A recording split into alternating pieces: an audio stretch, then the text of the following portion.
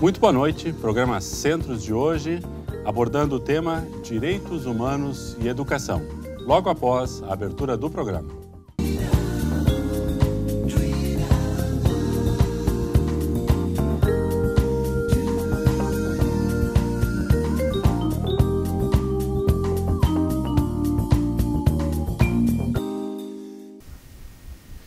Boa noite. Como de costume, temos um tema bastante importante, bastante interessante aqui no nosso programa Centros de hoje, mas com um viés bem em pauta, bem em voga na sociedade atual. Vamos conversar hoje, então, sobre direitos humanos e educação. E para que a gente possa tratar desse tema, temos conosco a professora Letícia Conrad, que é professora do curso de Direito aqui da Univartes. Muito obrigado pela sua presença. Professora Olinda Saldanha, que é também professora do curso de Psicologia da Casa.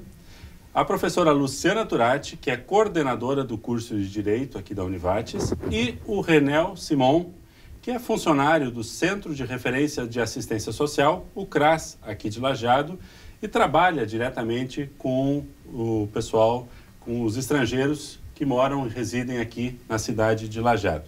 Então, professora Letícia, podemos começar, então, pela sua abordagem de educação para direitos humanos e educação em direitos humanos. Vamos fazer uma introdução. Vamos fazer umas diferenciações que se fazem extremamente necessárias. Quando se fala em uma educação em direitos humanos, o que isso implica? A educação em direitos humanos é uma educação que tem que nortear toda e qualquer educação. Ela é como se fosse os métodos, as formas, a postura do professor perante o seu aluno e vice-versa. Então, tem a ver com os valores que vão permear todo esse processo educacional. Enquanto que uma educação para direitos humanos é uma educação específica para direitos humanos. Ou seja, conhecer os direitos humanos, o que são, quais são os tratados internacionais, o que, por quê, para quê. Né? É uma educação extremamente específica. Certo. Então, em direitos humanos é mais abrangente. Tem a ver com a pedagogia, praticamente, certo? Em consideração, a educação para direitos humanos é uma educação específica. Além disso, é importante trazer à tona a questão da educação para a cidadania, que não é a nossa proposta nesse momento, mas sim uma educação para direitos humanos, certo? Por que eu falo isso? Porque quando a gente pensar a educação para a cidadania ou em cidadania, a gente tem indiretamente a questão do nacionalismo muito presente. Então, quando eu educo para a cidadania, eu estou educando para uma questão nacional, certo? E aí é o que mais a gente traz como aflição. Por quê? Porque se eu educo só para a cidadania, não significa que direitos humanos estão permeando. Não que a cidadania não esteja contida no conceito de direitos humanos. Entretanto, é uma educação mais limitada, voltada para um nacional. E quando eu tenho isso, eu posso causar situações como uma xenofobia. Ou a gente pode remeter a questões históricas, o próprio Holocausto, quando a gente tem um patriotismo extremamente exacerbado que provoca uma situação que não é a proposta da educação em direitos humanos. Certo. A educação em direitos humanos é muito maior. Ela está voltada para uma paz, né? Para a questão da solidariedade, da cooperação universal. Cidadania, quando tudo está bem, pode ser boa, mas ela pode ser utilizada como uma ferramenta para um objetivo não obrigatoriamente pacífico. Exatamente, por aí. Eu acho interessante trazer isso, porque às vezes a gente comenta a educação para a cidadania. Tudo bem, faz parte, mas a gente tem que ter muito cuidado quando a gente vai trabalhar com essa educação para a cidadania, para não criar outra situação que não era querida inicialmente. Certo. E o ideal, então, é que nós tenhamos um contexto de uma educação em direitos humanos e para direitos humanos. Para que tenhamos uma base, uma sustentação, um processo bem amparado nesse sentido. Exatamente. É isso, professora? É isso. Me chamava a atenção a fala da Letícia também em relação a essa questão e o próprio o seu comentário, né, Sandra, acerca da cidadania, de que quando tudo está bem, sim, a cidadania é interessante, né, e quando não está, muitas vezes isso pode refletir em ideias e até mesmo extremas. Situações, né, que venham a ocasionar extremidades. No aspecto que nós vivenciamos na atualidade, né, desse ingresso, e o Simon é um representante disso, né, da vinda de estrangeiros para o país, né. Há uma resistência muito grande em relação a isso por parte de boa parcela da população brasileira, quando que eles não se dão conta que este foi um fenômeno vivenciado por muito tempo, por exemplo, na Europa, né? E que sempre foi muito discutido lá, e se imaginava que no Brasil isso nunca alcançaria.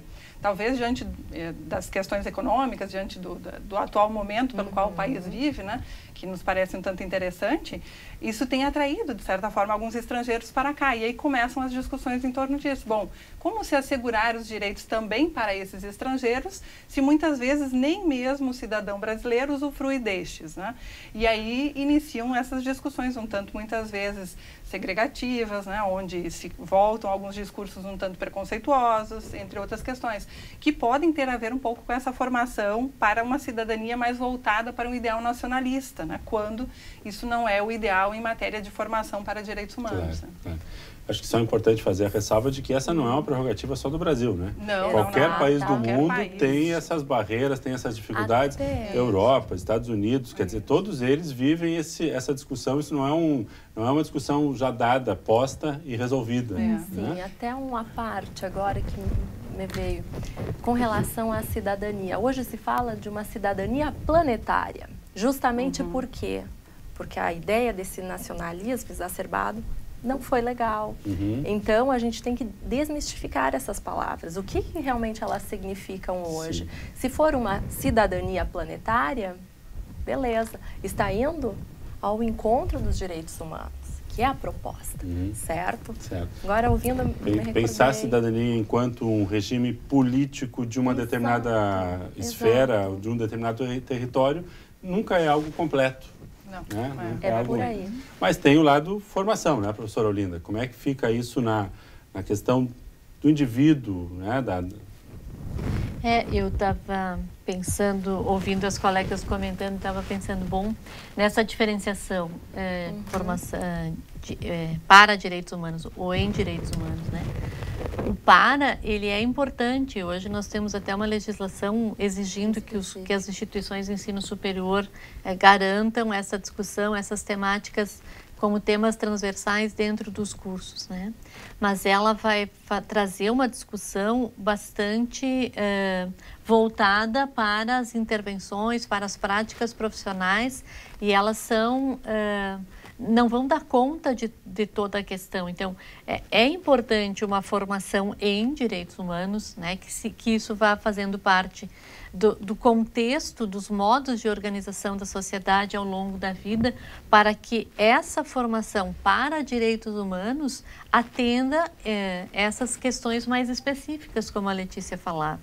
Porque, do contrário, ela não vai suprir a necessidade de mudança nas relações sociais, de se retomar os aspectos mais humanísticos das relações que a gente está perdendo, né? E se a gente for pensar, além dessa legislação exigindo que as instituições de ensino superior insiram essas temáticas, nós temos já de uns 10 anos a instituição de uma política nacional de humanização na saúde, né, que está voltada para retomar a humanização no atendimento, para que se olhem as pessoas e não as doenças ou as queixas, porque isso vinha se perdendo em nome da implementação das técnicas, da tecnologia de cuidado, pensando na tecnologia como tecnologia uso de equipamento, não a tecnologia do cuidado do humano, da escuta, do olhar. Então, acho que a gente vê que essas questões, elas vêm sendo discutidas e vêm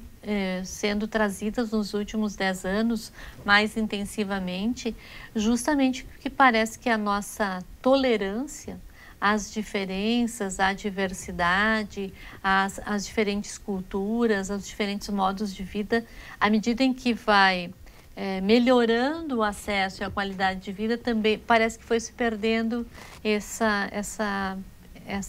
cuidado com o outro, esse respeito ao outro. Claro. Vou fazer um outro questionamento aqui às professoras, principalmente do curso de Direito.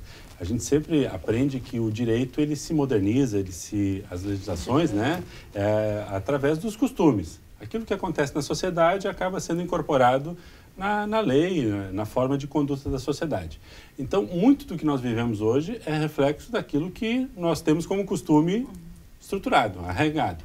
E agora, às vezes, parece assim que a gente é pego um pouco de surpresa ou parcelas da população se sentem um pouco atingidas quando algumas novas situações são criadas, algumas novas legislações garantindo o direito, né, por exemplo, de minorias, garantindo o direito de algumas parcelas da sociedade que não estavam bem estruturadas ou bem amparadas, mas isso vem num determinado momento assim num contraponto de que é uma imposição da legislação por ser um direito, mas não é algo que vem da sociedade, porque não estava no costume. Então isso causa um certo estranhamento, um certo choque, né? A dificuldade. Foi a situação da lei das cotas, por exemplo, né? Que buscou assegurar cotas para determinadas minorias junto às universidades.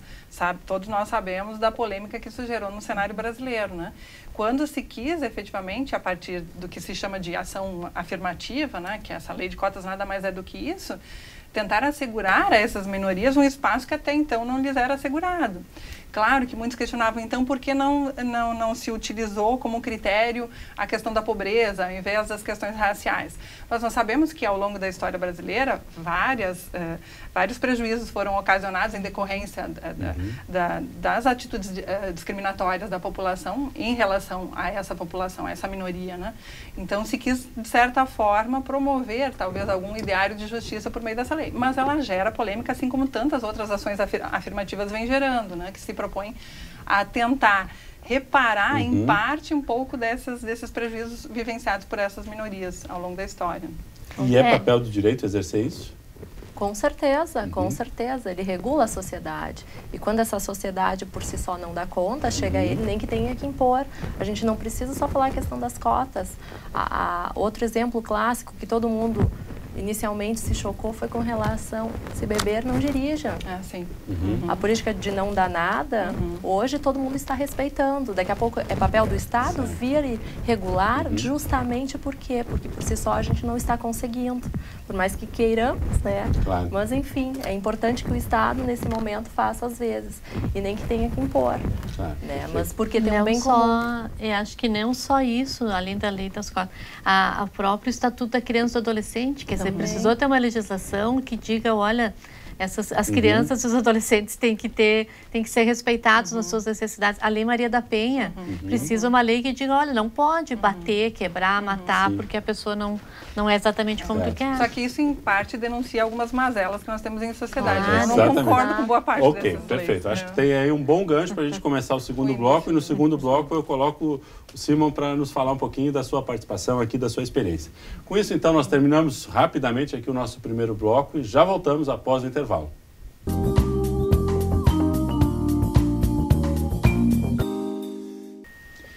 Direitos humanos e educação é o tema, então, do nosso programa Centros de hoje.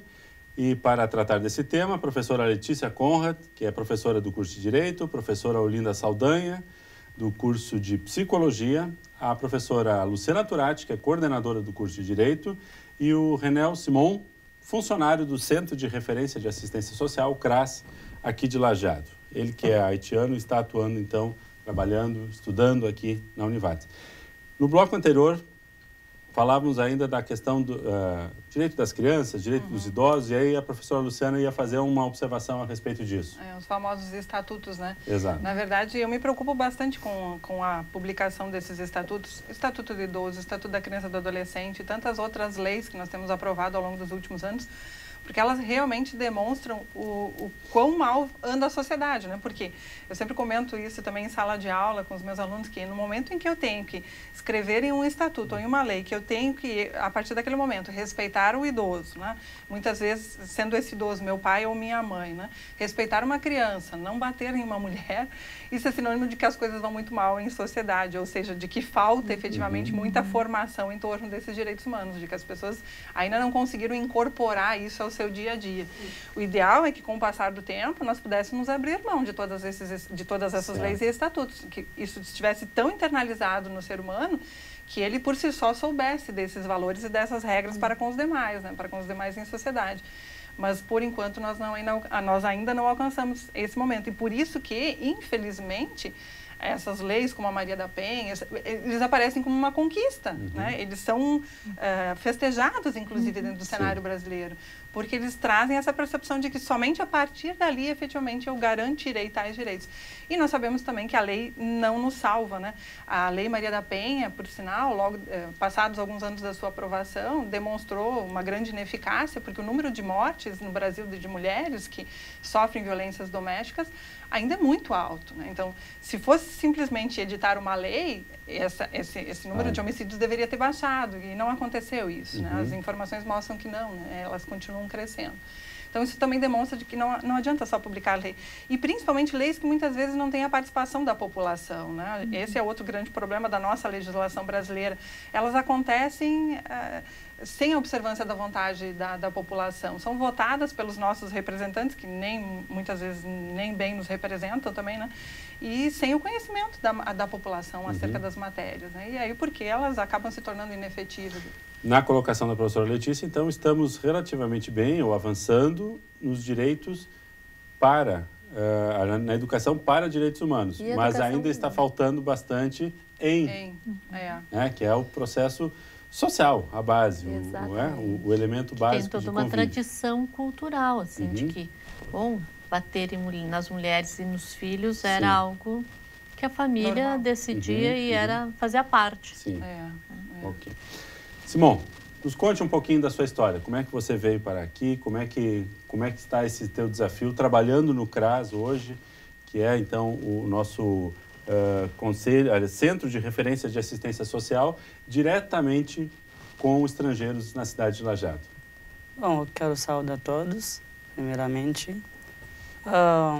Desde 2004, depois tinha o presidente, que é o Aristide, talvez não se pronuncia bem em português, que foi exilado e chegou a Força Nacional para o Paz, que é ONU.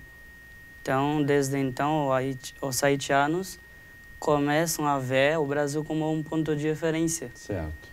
E logo depois, o terremoto que aconteceu em 2010, era dia 12 de janeiro, e os haitianos começam a sair de lá para buscar uma oportunidade, porque antes do terremoto já tinha problema. Então, depois do terremoto, ficou pior ainda. Então, a gente começou a sair para buscar uma oportunidade. Especialmente eu trabalhava como tradutor de inglês numa organização internacional que é a Lifeline. E eu perdi o meu emprego, tinha que sair para buscar uma nova vida. Certo. Então, assim, em 2011, saí de lá em novembro de 2011 e passei. Eu veio clandestino, porque não tinha visto para vir, mas isso é uma relação diplomática entre o governo do Haiti e o governo do Brasil. E eles deixam os haitianos saindo só com a passagem, passa para Panamá, que é um país no Caraíbe. E de lá a gente foi para Lima, capital do Peru. E de lá a gente foi para Iquitos. E de Iquitos a gente foi para Tabatinga. Sim. É uma fronteira entre o Brasil e a Colômbia. Eu fiquei lá 2 meses esperando o protocolo para poder entrar no Brasil. Então, passei 2 meses, consegui o protocolo, foi para Manaus. Certo. Então, eu fiquei lá em Manaus também, eu trabalhei 6 meses lá. Depois fui para Bom Retiro. Na época, tinha bastante haitianos lá, em Manaus, e faltava emprego para eles. Certo. As empresas no Brasil inteiro saíram para Manaus para buscar migrantes para trabalhar. Certo. Então, assim, tinha uma empresa que foi lá, que é o Pré-Tubo, uma empresa de concreto, foi lá buscar uns haitianos. Daí, essa empresa trouxe 12 haitianos, inclusive eu. Daí, eu vim para lá em Bom Retiro. Certo. De lá, eu tentava conseguir, eu queria estudar, tentava na escola para conseguir uma vaga, mas não conseguia lá em Bom Retiro. Era muito difícil, como era um sonho que eu tenho para continuar a estudar, porque eu parei no 2º ano de ensino médio lá. Daí eu venho para Lajeado. Isso é o principal motivo, porque eu queria estudar. Certo. Então veio, consegui uma vaga no Hélico, eu estudei lá, eu terminei. Concluiu o ensino médio? Concluí o ensino médio e depois fiz vestibular, agora estou cursando um curso de Relações Internacionais na Univates. Certo. O meu trabalho no CRAS faz uma grande diferença, porque antigamente os haitianos, não vou dizer os haitianos, mas todos os migrantes. Isso. Mas em Lajeado tem em torno de 1000 migrantes hoje em dia, entre eles 600 haitianos. Então a maioria é haitianos. Certo. Então o meu trabalho lá é auxiliar os migrantes, todos os migrantes, porque eu consigo falar 5 idiomas, né? O inglês, francês, espanhol, o português e o crioulo haitiano. Então o meu trabalho é auxiliar os migrantes.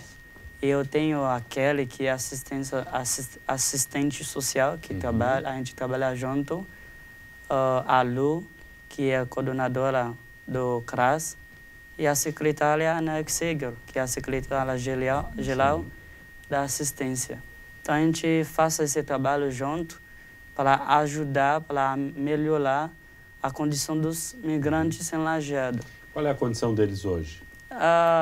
Hoje está um pouco melhor, tem coisas para melhorar ainda, mas está um pouco melhor porque antigamente não tinha ninguém para orientar, vou dizer, para agendar na Polícia Federal, que precisa de conhecimento para fazer esse agendamento, para renovar um passaporte, precisa ainda de conhecimento disso para fazer. Não tinha esse trabalho, mas quando cheguei no CRAS, isso está mudando. Agora eles não têm problema de renovar os documentos para agendar na Polícia Federal. E se for ir na Polícia Federal, eu vou junto, porque tem caso mais grave que precisa de alguém que consegue falar um pouco melhor o português, eu vou junto para resolver. Então a documentação, posso dizer, hoje em dia, isso está tranquilo, né? Não só para os haitianos, mas para os migrantes. Certo. Mas a tua atividade não é só com relação à documentação? Não só isso. A questão de moradia, a questão de emprego, sim, de emprego, porque várias empresas, eu acompanho os migrantes também na entrevista, se eles precisam ir no banco, abrir uma conta, eu vou junto. Eu ajudo também na Secretaria de Saúde, eu acompanho as pessoas no médico para traduzir, para facilitar o atendimento. Perfeito. E também na Secretaria de Educação, porque já tem vários bebês haitianos aqui, várias crianças haitianas. Então, eu faço esse trabalho também, vou nas creches escrever para matricular as crianças. Então, o meu trabalho não é só um trabalho interno, mas é um trabalho externo também. Funciona como um anjo da guarda que acompanha esse pessoal para... Tudo que eles precisam, eles me procuram, daí se consigo ajuda, eu ajudo no momento, senão... E esses serviços têm sido bem disponibilizados? Questões básicas de saúde, de educação, isso está funcionando? Está funcionando. Todos têm direito a cartão do SUS, todo mundo tem direito a isso. E a educação que falta é uma escola para aprender o português.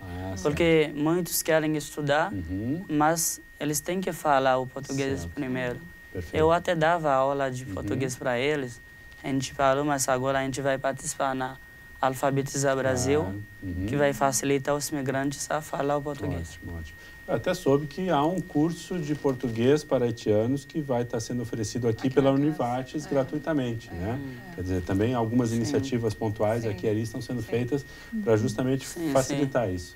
O que chama a atenção, né, Sandro, que tudo isso em busca de um lugar ao sol, né? Em busca dos direitos humanos, né? E nós aqui, com uma carta muitas vezes tão bela quanto a Constituição, não damos o valor devido a ela, né? Esse talvez seja um problema da nossa atual geração também, de ter recebido tudo muito pronto, né? Inclusive a Carta de Direitos, né? O nosso adolescente hoje, ele abre a Constituição e lá tem assegurados. Claro que alguns muitas vezes precisam ser perseguidos judicialmente, né? Nem tudo está tão bom assim, né? Muitas vezes eu preciso do direito à saúde, ele não está à minha disposição, mas eu tenho ele assegurado na Constituição. Diferente muitas vezes de outros povos, né? Que cruzam fronteiras, né? Em busca da conclusão de um direito humano ou de mais de um direito, né? Então, essa experimentação, essa experiência desses outros povos, eu acho que ela é extremamente importante, principalmente para essa nossa juventude, que não passou por uma história toda de conquistas, né? E aí é importante que ela lembre que tudo isso que hoje se encontra nesse nosso texto foi conquistado, foi sentido. Né? Muita gente morreu, muitas guerras aconteceram, muitas pessoas sofreram, muitos movimentos foram organizados para que tudo isso fosse conquistado. E eu não posso tratar isso de uma forma menor na atualidade. Né? Ok. Fechamos então o nosso segundo bloco. Acho que voltamos de novo com o Simon e também com algumas consequências disso que ele nos relata nas devidas áreas para o nosso terceiro bloco do programa de hoje.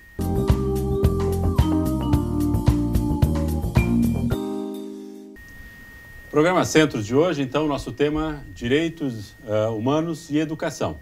O Simon está nos contando um pouquinho aí no segundo bloco da atividade dele, de como ele acompanha não só os haitianos, mas em torno de 1.000 imigrantes que nós temos aqui no país hoje. Como é que está essa atividade, Simon? Tu falaste que, então, que já tem o acesso básico à educação, à saúde, mas o que ainda falta? O que não está funcionando? O que precisa ser melhorado? E, principalmente, como é que está a interação de vocês, não só na tua atividade, mas dos imigrantes com a comunidade local? Tá bom. O que falta para melhorar é a moradia. Certo. Então, o principal problema que nós temos, moradia, porque para alugar uma casa precisa de um fiador. Certo. Então, um fiador não é qualquer pessoa, é uma pessoa que tem uma casa própria. Então, nós, como estrangeiros, é muito difícil conseguir alguém para assinar para nós. Então, não conseguimos alugar uma casa, vamos dizer, mais digna para morar por causa do fiador. Certo. Então, isso precisa melhorar, porque bairro, na Rua Silva Jardim, onde mora a maioria dos migrantes, não só os haitianos, mas migrantes. Então, as casas não são casas dignas, né? São casas precárias. Então, eu acho que isso, a comunidade tem que começar a pensar sobre isso também. Certo.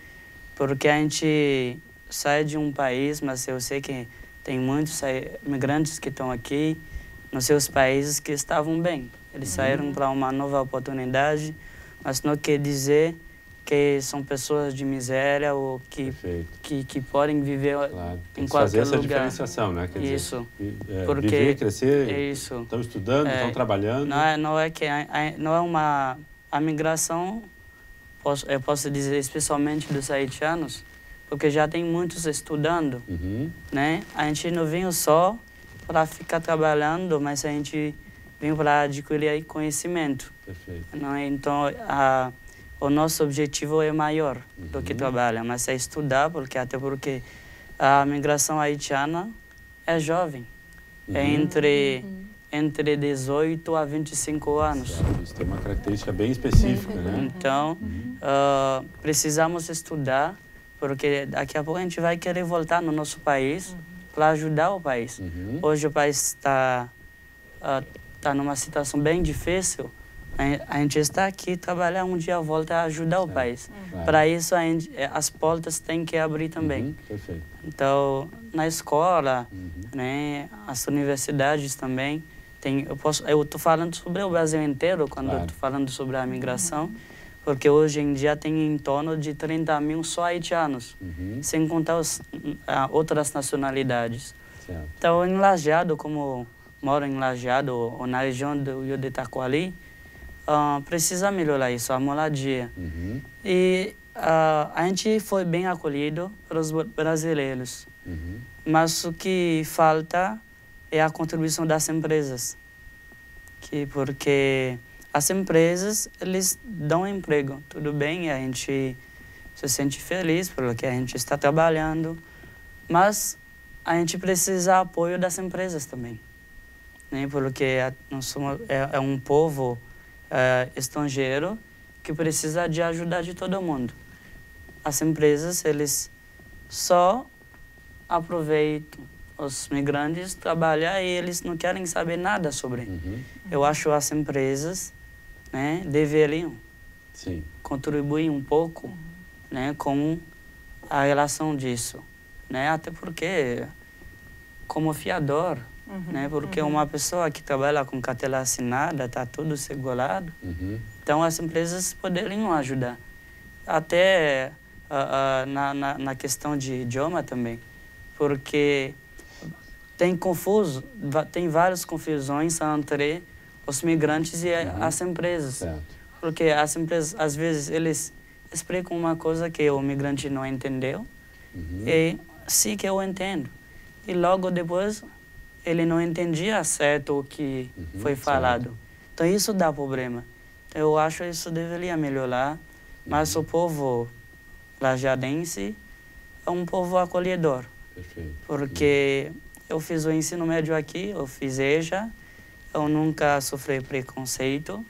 Não sei se tem caso de outros imigrantes, mas eu não ouvi isso também. Então, eu acho que é um povo acolhedor, esse povo. Só que precisa melhorar algumas coisas. Perfeito. Temos ainda bastante para avançar.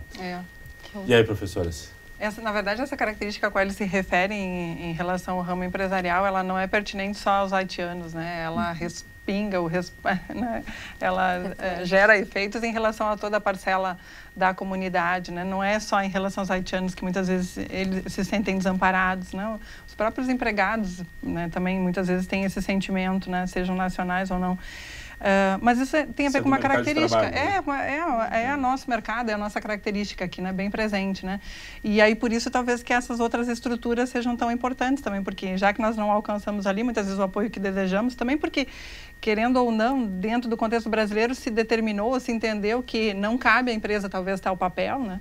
Então, muitas vezes nós buscamos isso em outras instituições, né? Como esses outros apoios que surgem. Professora Olinda, vou lhe perguntar, e vamos lá, vou cuidar para minha pergunta não vem em tom de crítica, e sim de questionamento mesmo.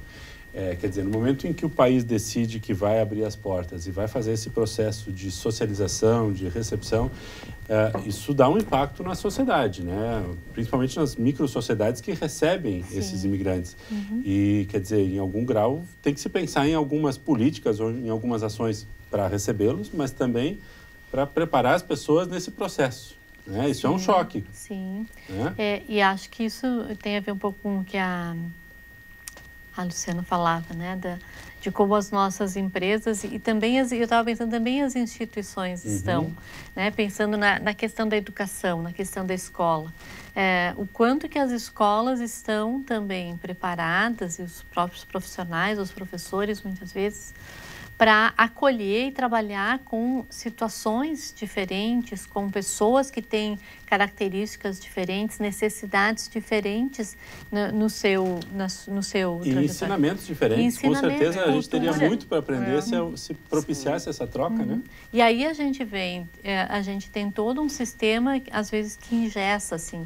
Bom, tem um conteúdo, tem uma série de questões a serem vencidas e observadas e que, em nome delas, né, para cumprir com essas questões, a gente descuida de outras questões que poderiam estar sendo trabalhadas pela escola, pela empresa, quer dizer, e aí tem a ver com esse jeito, assim, que a gente tem um objetivo e cada um se organiza voltado para aquele e desconhece as pessoas. E aí, é de novo aquilo que nós falávamos antes, né, do quanto que falta todo um processo em direitos humanos, né, dentro da nossa cultura, né, de que a empresa vai olhar para os seus objetivos, a escola vai cumprir com a sua proposta, com os seus objetivos, seguir as suas normas, e é claro que as normas precisam também ser observadas, mas até que tem um momento que tem que avaliar aonde que podemos flexibilizar, o que aqui podemos abrir para que a gente também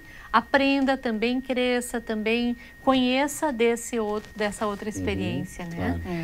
E aí vem a questão da solidariedade, assim, o quanto que a gente consegue ser solidário com os outros E esses outros não com os migrantes ou com os imigrantes, com as pessoas. Por que algumas situações disparam, né, todo um movimento de solidariedade, de ajuda, e outras não, né? Como isso tem, como as experiências do outro vão nos afetando. Perfeito. E aí tem a ver com essa questão até de um processo de subjetivação, né? Como que as experiências vão nos dando, nos preparando para lidar com algumas situações, com outras não.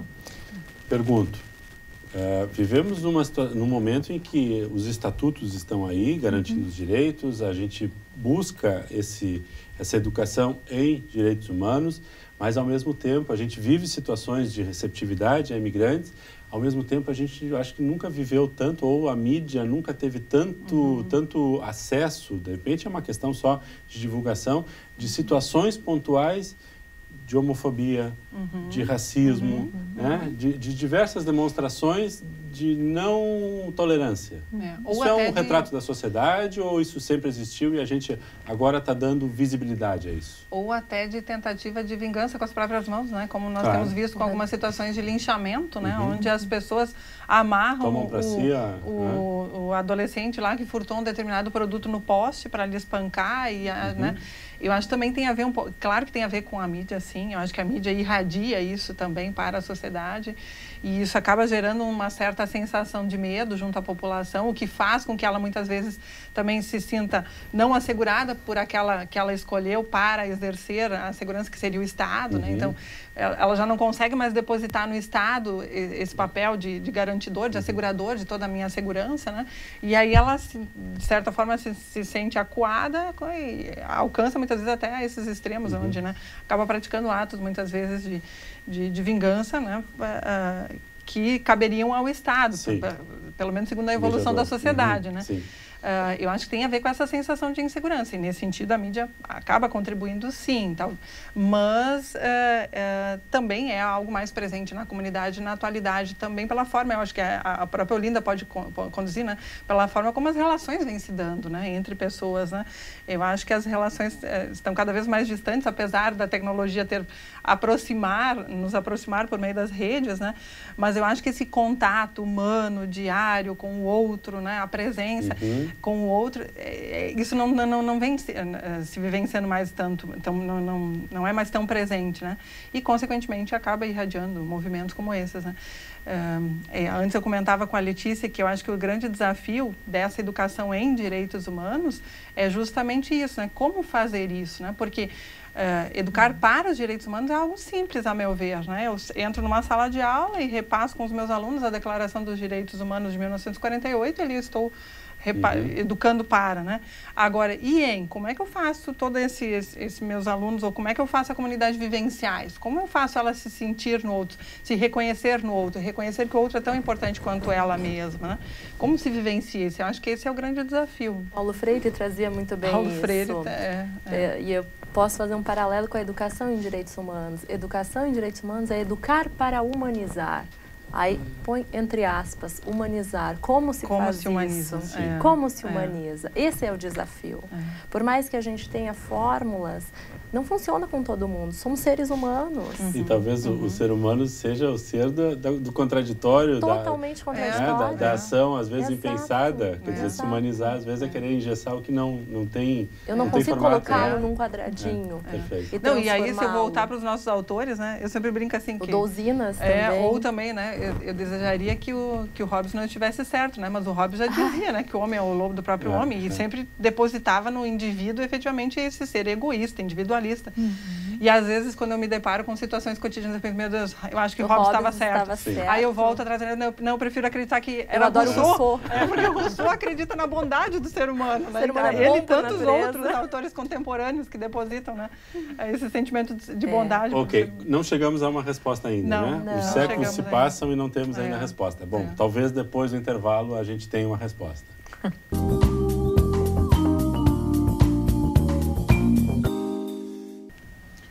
Programa Centros de hoje, então, indo para a nossa rodada final, quarto e último bloco. Direitos humanos e educação, nosso tema de hoje. Professora Luciana, temos na Univates um observatório específico desse segmento, né? Como é que funciona? Isso. Bom, então, em 2003 nós criamos o Observatório de Direitos Humanos, na verdade, com esse objetivo de tentar contribuir para essa formação em direitos humanos. Esse é o nosso grande objetivo, porque toda a própria discussão no curso de Direito perpassa essa temática, né? Não existe direito sem direitos humanos, né? Então, essa é uma das nossas preocupações. Mas ele não é um observatório vinculado somente ao curso de Direito. Então, ele se propõe a conduzir, a levar essa temática e permear tudo isso em torno de todos os cursos e todos os centros da instituição. Por isso que, na verdade, a gente até brinca que ele é um observatório da Univates, né, para a instituição. Hoje ele figura aqui dentro da instituição como um projeto de extensão, mas quem sabe no futuro ele possa arrumar para outras ideias, né, para outra formatação. E o nosso grande desafio é justamente esta formação. O que a gente tem feito até a atualidade é tentar possibilitar os mais diversos tipos de momentos junto à nossa academia, junto aos nossos alunos, professores e também junto à comunidade, porque todos os nossos eventos são abertos para a comunidade, com o objetivo de que a comunidade se aproxime cada vez mais desse tema, né? Então, nós temos desenvolvido rodas de conversa que são bastante abertas, onde a gente tem trazido convidados efetivamente para debater o tema com a comunidade, tanto acadêmica como a externa, né? Nós realizamos viagens de estudo, fizemos cines debates com filmes que trabalham com um pouco desse contexto também. Estamos com um grupo de leituras avaliadas sobre essa temática também desde o ano passado. A cada semestre esse grupo de leituras se renova, então é uma espécie de grupo de estudos, né? E a gente tem tentado cada vez mais aproximar, então, tanto os nossos alunos como a comunidade em torno disso. Nós não temos uma fórmula fechada, até porque nós não sabemos também as respostas de como se forma efetivamente um ser humano, né? Para essa, como se o indivíduo para essa... Não haja um objetivo ou um ponto final, né? Queremos chegar ali. Não. É um processo. É um processo que quer tentar conduzir essa comunidade a uma superação dessa crise de percepção sobre os direitos humanos, porque muito pouco se sabe também sobre essa temática. Como a Letícia dizia anteriormente, quando perguntados muitas vezes a algumas pessoas sobre o que são direitos humanos, né, muitos não sabem nem responder o que de fato são os direitos humanos. Então também isso faz parte dessa nossa intenção do observatório, superar inclusive essa crise de percepção. E o que chama atenção é que nós já tivemos a oportunidade de fazer iniciar esse processo de pesquisa junto à população acadêmica, né?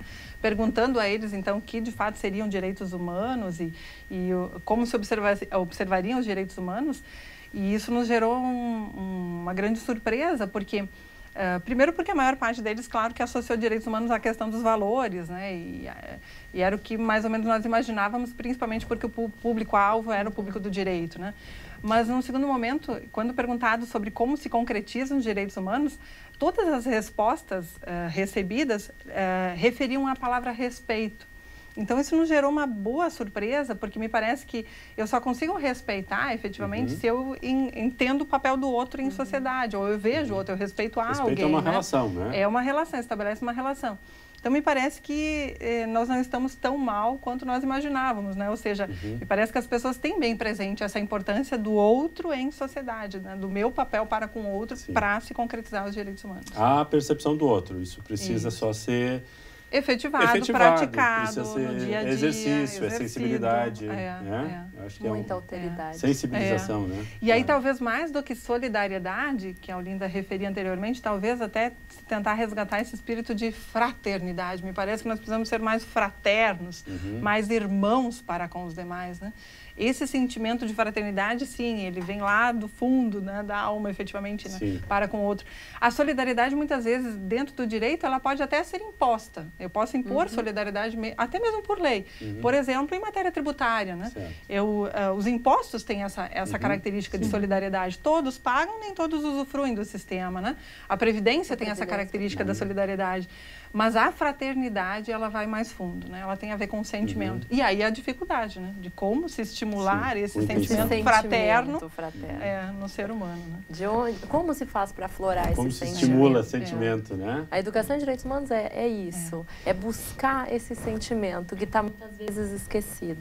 E essa falta de percepção tem tudo a ver com isso. Tudo a ver como a gente faz. Quando soubermos a resposta, não vai mais precisar se impor uma educação em direitos humanos. Isso vai ser algo corriqueiro. normal, naturalizaremos. Me parece que um indício só disso seria efetivamente o exemplo e a prática, né? Aí sim, né? Eu acho que bons exemplos precisam ser replicados e a prática também pode contribuir. Né? O observatório tem atividades rotineiras, são mensais, tem. Como é que é o acesso, como é que é a divulgação para que as pessoas possam estar eventualmente participando e colaborando? Nós temos um blog recém-lançado, ainda estamos estruturando ele, que ele vai ser o nosso mecanismo para acessar efetivamente a população, uma população maior, por onde a gente pretende divulgar todos esses nossos eventos. Mas, por enquanto, nós estamos divulgando junto à página da Univates. Então, tem lá toda a programação anual sempre do Observatório, com todas as interfaces. E aberto à participação da comunidade inteira. Da comunidade inteira. Perfeito. Simon, te perguntava sobre a questão do acesso, quer dizer, assim como vai chegando mais imigrantes, estão vindo, né? Todos eles sabem dessa disponibilização do teu serviço, da tua prestatividade. Como é que é esse... Vocês se articulam para que todos fiquem sabendo que podem utilizar esse serviço que o CRAS está oferecendo? Como é que funciona isso? Bom, ao chegada, um fala para outro. Certo. Então... Tem o CRAS que ajuda, daí eles me procuram. Certo. Até eu, às vezes, eu vou até a casa deles, conversar com eles, oferecer o trabalho que estou fazendo. Eles me procuram, eu procuro eles. Certo. Então, isso facilita a conexão entre eu e todos. Tu sabes me dizer se isso é uma prática já de outros lugares, de outros municípios, ou é uma situação relativamente inovadora aqui? De outros municípios. Até porque Lajeado, eles acham melhor por causa da prefeitura que está apoiando. Porque outras cidades não fazem isso. Até porque às vezes tem gente que veio de Bom Retiro, de Esteira, aí do meio, Encantado. O meu trabalho, na verdade, é de Lajeado.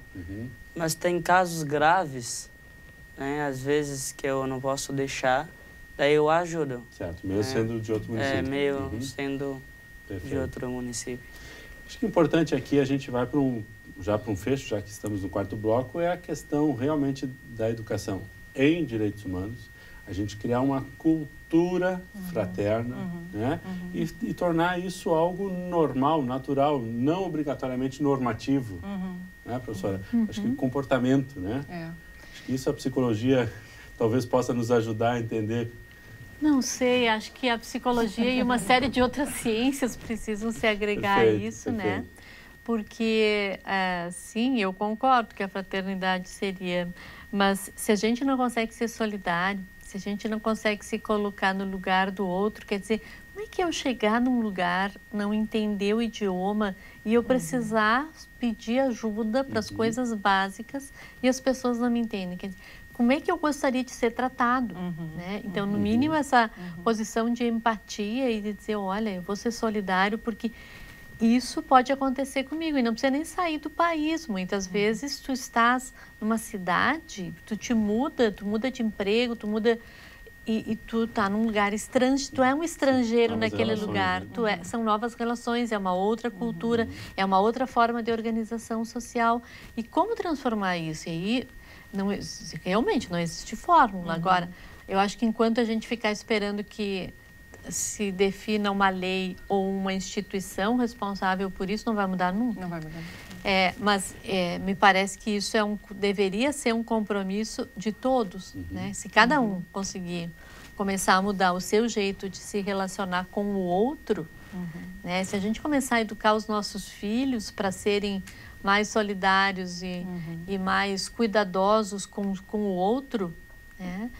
Acho que talvez os nossos filhos ou os nossos netos possam começar a pensar em dispensar alguns desses estatutos que nós temos hoje, né? Mas isso também é duvidoso, né? Considerando todo o sistema social e econômico que está instituído, como é que como é que se dá esse embate?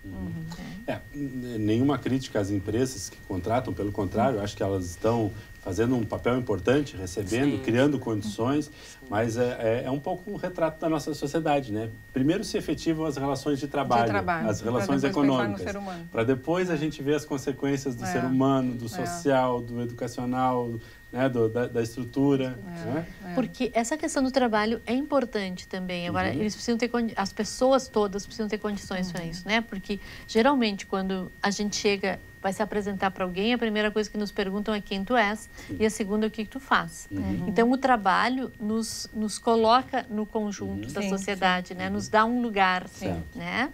Agora, para que eu possa estar num campo de trabalho, eu preciso ter condições para isso, né? E talvez, como nós dizíamos antes, né, voltar um pouquinho mais também dessas preocupações para o nosso entorno, né? Isso que a Olinda dizia, vivenciar isso no nosso dia a dia, vivenciar isso em família, vivenciar isso no nosso ambiente de trabalho, ou seja, tentar efetivamente concretizar e passar bons exemplos. Eu acho que assim a gente vai construindo. Nós não podemos nos voltar só para as grandes preocupações quando falamos em direitos humanos, né? Eles muitas vezes estão no nosso entorno, né? Muitas vezes nós temos vizinhos que passam por situações de desumanidade, tem crianças que apanham, tem, né, mulheres que são espancadas, entre outros. E a gente não pode achar que não tem nada a ver com isso, né? Pelo contrário, a gente também tem que se preocupar e vivenciando isso, praticando isso, talvez a gente consiga alcançar esse ideal, né, dos direitos humanos. E temos também essa questão cultural, né? De realmente de abrir as portas, não ficar enclausurados no nosso grupo étnico, no nosso grupo germânico, no nosso grupo tradicionalista, no nosso grupo isso, né? Quer dizer, aquele é o nosso mundo. Acho que abrir exercício, né? Olhar, aprender, trocar. A troca é fabulosa, né? E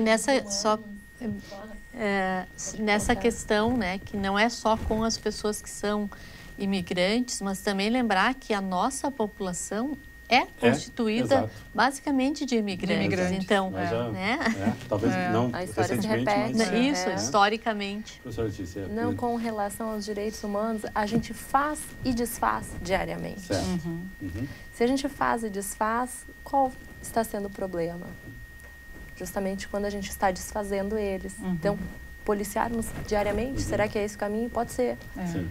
Aí quando a gente lembra da educação básica, lá quando tem as palavrinhas mágicas, com licença, por favor, muito obrigado. Isso é direitos humanos? Claro que é. Claro que é. Levado na prática. São pequenas atitudes que engrandecem. Perfeito.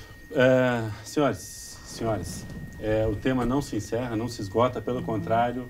Eu agradeço muito a presença de todos vocês. Parabéns, Simão, pelo teu trabalho, pela tua disponibilidade. Eu acho que isso é extremamente importante. Conte conosco aqui da Univates, conte com a TV Univates e vamos auxiliar em tudo que for possível e aprender com vocês também. Obrigado.